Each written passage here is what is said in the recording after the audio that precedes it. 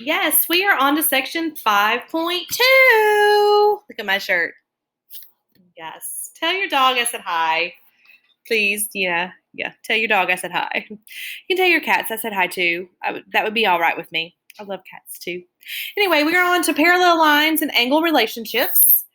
And you've probably already done this. And wonderful and groovy. And here we go. Just make sure you remember it all. What is a transversal? What are the special pairs of angles that are formed by a transversal? So here's the vocabulary that you need.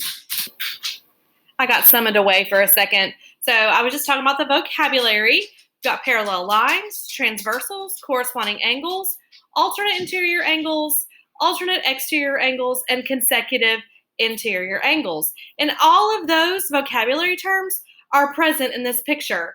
And here, after a little while, you're going to know what all of them mean. And you would be able to identify in this picture all 6 of those vocabulary words. Now we're on to note card 132. What is a transversal? A transversal line. A transversal is a line that crosses at least 2 other lines. So in these pictures, you'll see the red lines are all what we call a transversal. They cross at least 2 other lines. Now the one in the middle is what we're going to be looking at today and being very, very specific to a transversal that cuts through parallel lines, but a transversal can cut through any kind of lines, okay? But there's a special relationship that happens when a transversal cuts through parallel lines. So pause me and finish up note card 132. This is a whole bunch of stuff, and I want you to read it if you need to after I'm done with the video, okay?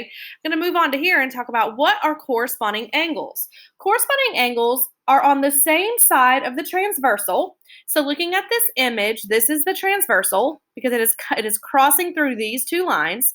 So corresponding angles are on the same side of the transversal and on the same side of their respective parallel line. So these are parallel lines. You'll see the triangle or arrow markings, and angle 1 is below that parallel line. Angle 2 is below the other parallel line, and they're both on the same side of the transversal. Those are called corresponding angles. If you just cut angle 1 and move it straight down here, it would match right up with angle 2. They correspond. Corresponding angles are congruent. So angle 1 and angle 2 are congruent. And remember, this right here is the symbol for congruence, a little squiggle over an equal sign.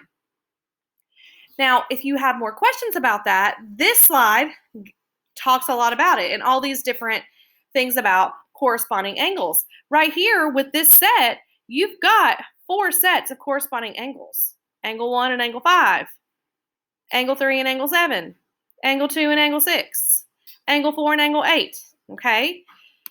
Corresponding angles. Pause and finish up note card 133. Again, here's another slide with a lot more information than I think that you need for alternate interior angles. So I simplified it into this slide. So note card 134 is alternate interior angles. So alternate interior angles are on the interior of the 2 parallel lines. So again, here's the 2 parallel lines. And so angle 1 and angle 2 are on the inside, in between the 2 parallel lines, but they're on different sides of the transversal. They alternate. Alternate interior angles are congruent. So angle 1 and angle 2 are alternate interior angles, and they are congruent. Pause me and finish up note card 134. Here's some information on alternate exterior angles. I bet you can guess. Look, they're on opposite sides of the transversal, and they're on the exterior of the parallel lines. The wording of this actually gives away what's going on. So here is note card 135. Alternate exterior angles are on the exterior, on the outside of the 2 parallel lines, and they're on different sides of the transversal. Alternate exterior. Alternate exterior angles are congruent. So angle 1 and angle 2 are congruent. Pause me and finish up note card 135.